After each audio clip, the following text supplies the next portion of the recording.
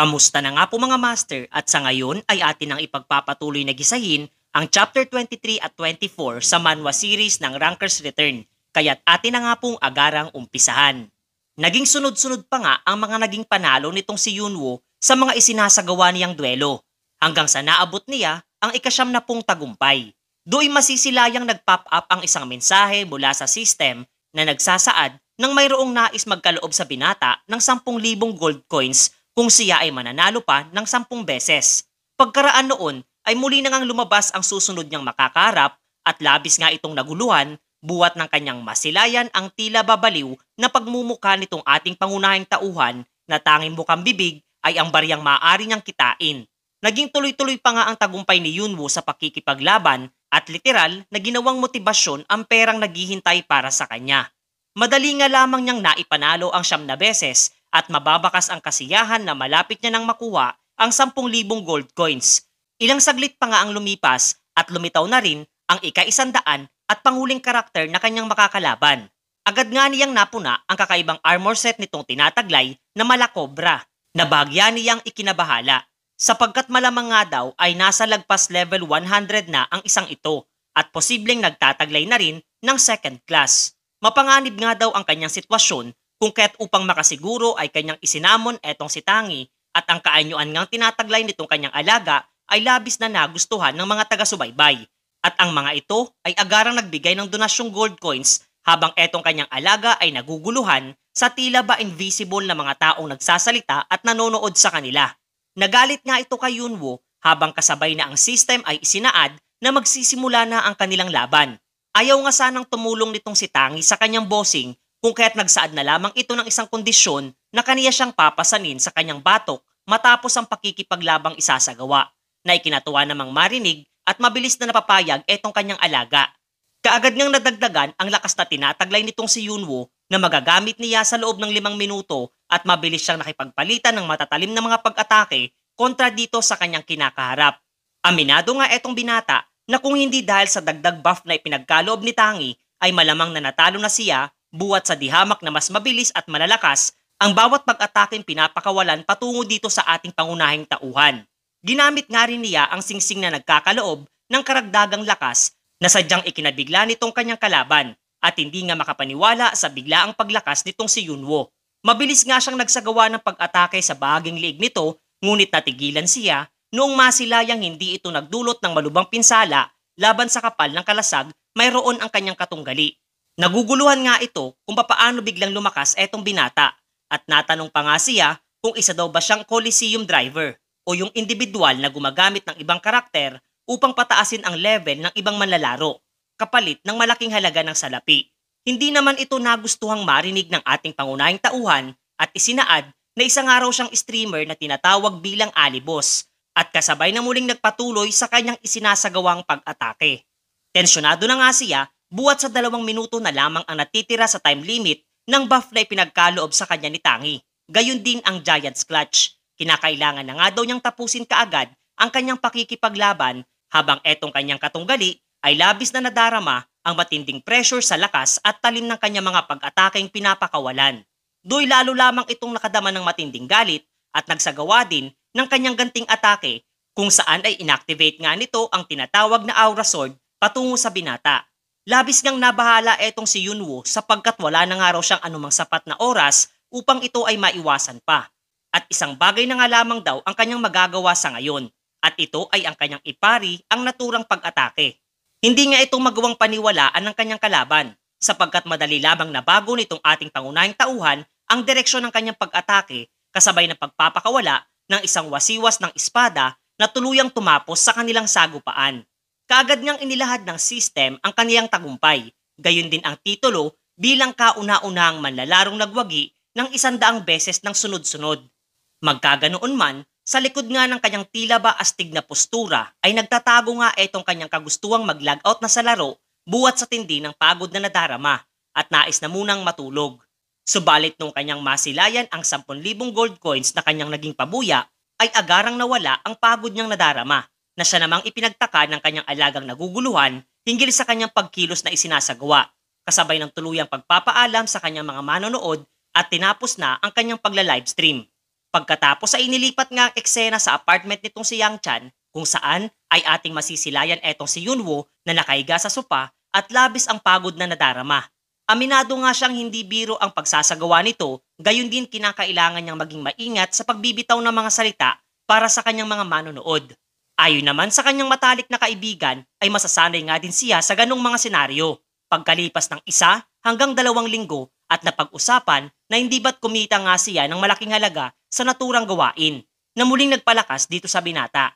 Kanila ngang magkasamang chinek ang kanyang account sa A-World at literal na naguluhan etong dalawa sa kanilang nasilayan buhat ng kanilang nakita na mayroon itong 57,384 coins na nasa kanyang pangangalaga sa kasalukuyan.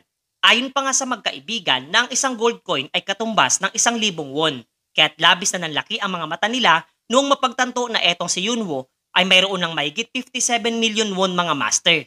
Ang kaniyang nakamit na tagumpay nga ay labis na naging mainit na talakayan sa buong online gaming community. Maging ang ilang mga bigating kumpanya na nag-e-sponsor sa larong arena ay nagsimula ng magka-interes buhat sa kanyang ipinamalas na kausayan.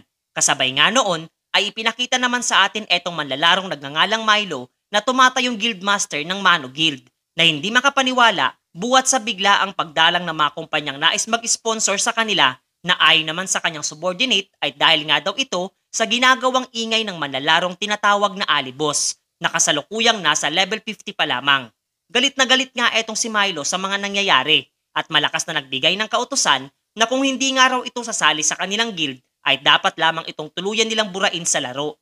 Maging ang pagpapakita nga ng emperador sa unang pagkakataon ay bagyang ikinabahala na rin ng mga bigating guild katulad ng Behemoth Guild na noong una ay sila ang nangunguna sa MS Quest kasama ang New World Guild. Etong ang babaeng nagngangalang Kerry na tumatayong leader ng Phoenix Guild ay inatasan ang kanyang mga kasamahan na hanapin etong si Alibos lalo na't siya ang kasalukuyang nangunguna pagdating sa main scenario quest. Ipinakita nga din sa atin etong si Yunwo na nagsasaya buhat sa mga pabuyang kanyang nakuha matapos na manalo ng 100 beses ng sunod-sunod. Gayon din ang muling pagkakaroon ng singsing na nagkakaloob ng karagdagang lakas sa loob ng 5 minuto.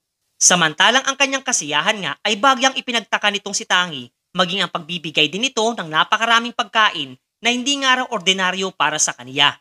Na sinagot naman itong binata na buhat nga raw iyon nang nasisiyan siyang masilayan etong kanyang alaga habang kumakain na hindi nito magawang paniwalaan. Subalit para nga dito kay Yunwo ay isang blessings in disguise etong si Tangi nung kanyang isinagawa ang kanyang unang livestream habang muli niyang naalala ang pabuyang kanyang matatanggap mula sa emperador. Kaya't isinaad nitong matapos kumain itong kanyang alaga ay kanilang tatahakin ang kinaroroonan ng Imperial Palace. Pagkatapos ay makikita nga nating hindi makapaniwala etong emperador na magagawa niyang tapusin ang kanyang pagsubok ng wala pang 1 linggo. Habang muli ay patuloy lamang siyang hindi magawang makatayo sa tindi ng pressure na inilalabas nitong individual na nasa kanyang harapan. Do'y ipinagkaloob nga ng emperador ang isang maliit na item at isinaad na dapat nga daw niya itong maidala sa nagngangalang Aldred na nasa RT Desert. Dagdag pa nga nito na batay sa kanilang mga nakalap na impormasyon ay patuloy na lumalaki ang puwersa ng mga rebelde na nasa naturang lugar. Kung kaya't kinakailangan nga daw niyang tuklasin ang mga impormasyon hinggil sa mga ito na tinanggap naman nitong si Yunwo habang literal na nahihirapan sa tindi ng pressure na inilalabas nitong emperador. Pagkatapos ay inilipat nga ang eksena sa lugar ng RT Desert na siyang lugar na unang isinagawa ang tinatawag na MS Quest at eto ding si Yunwo ang siyang nanguna para dito noong ginagamit pa niya ang karakter na Miligad.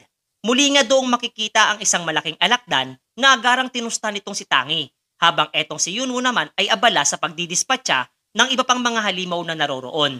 Bagyangang nababahala etong binata buhat sa hindi niya matukoy ang tamang direksyon patungo sa lugar na tinatawag na Lipa mula sa napakalawak na disyerto. Hanggang sa maya-maya ay kanilang nasilayan ang nasabing kastilyo mula sa di kalayuan. Gayon din ay napuna nga niya ang isang individual na kapwa patungo sa kanilang direksyon na ayon pa nga kay Yunwo ay siyang kanilang pinakapakay. Pagdating nga nila sa lugar na tinatawag na Lipa ay agarang kanilang ipinakita ang isang item na nagmula pa sa emperador para dito sa individual na nagngangalang Aldred. Paglalahad pa nga nito na maswerte etong si Yunwo buhat nang naroroon siya upang magpatrolya. Gayon din ay binigyan nga siya ng pabuya batay sa kanyang nagawa. Iniabot nga niya ang isang skill book na tinatawag na Crescent Moon Cut na nagkakaloob ng abilidad na gumamit ng sword key na magagawang gamitin ng skill sa malapitan at pangmalayuan na labis ngang ikinatuwang mapag-alaman nitong ating pangunahing tauhan. Pagkatapos ay muli nga siyang seryosong nagtanong dito kay Aldred kung may mga impormasyon siyang nalalaman hinggil sa puwersa ng mga rebelde na nasa nasabing lugar na lubos nga nitong di inaasahang marinig. At kasabay na napagtanto na malamang ay pinagkakatiwalaan siya ng lubos ng kanilang emperador. Inilabas nga nitong si Aldred ang isang kalatas na naglalaman ng mapa na kanyang nakalap di umano mula sa kanyang masusing pag-iimbestiga. Minarkahan nga niya dito ang 3 lokasyong naroroon bilang isa sa mga pinaghihinalaang kuta ng mga rebelde, kabilang na ang Lipa Castle. Naghihinala nga rin siya sa posibilidad na mayroong espiya sa kanilang hanay at kasabay na ipinaubaya dito kay Yunwo ang pagpapatuloy ng pag-iimbestiga. Ayon pa nga sa mapa na ang 3 lokasyong tinutukoy nitong si Aldred ay ang Lipa Castle, Tuma Tribe at ang Lake Briang. Gayon din sa mga itong araw ay ang Tuma Tribe ang pinaka-obvious na lokasyon.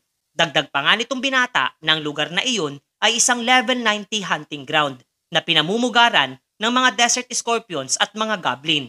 Kasalukuyan nga raw ay may alam siyang sekretong lokasyon patungo dito na kanyang nagamit noong siya pa si Miligad at malamang ay isa sa mga susi para sa naturang quest. Pagkatapos ay umakyat nga sila sa isang bangin sa itaas na bahagi ng isang dambuhalang cactus na ipinagtaka naman nitong si Tangi. Do'y natanong nga siya nitong binata kung nagtitiwala nga daw ba sa kanya etong kanyang alaga. Kasabay ng bigla ang pagtalon nito na talagang ikinabahala nitong si Tangi, buhat ng tanging nasa isip nga lamang nitong si Yunwo ay ang manguna sa main scenario quest, gayon din ang mga pabuyang maaari niyang makuha habang kasabay na bumagsak patungo sa isang dambuhalang cactus mga master.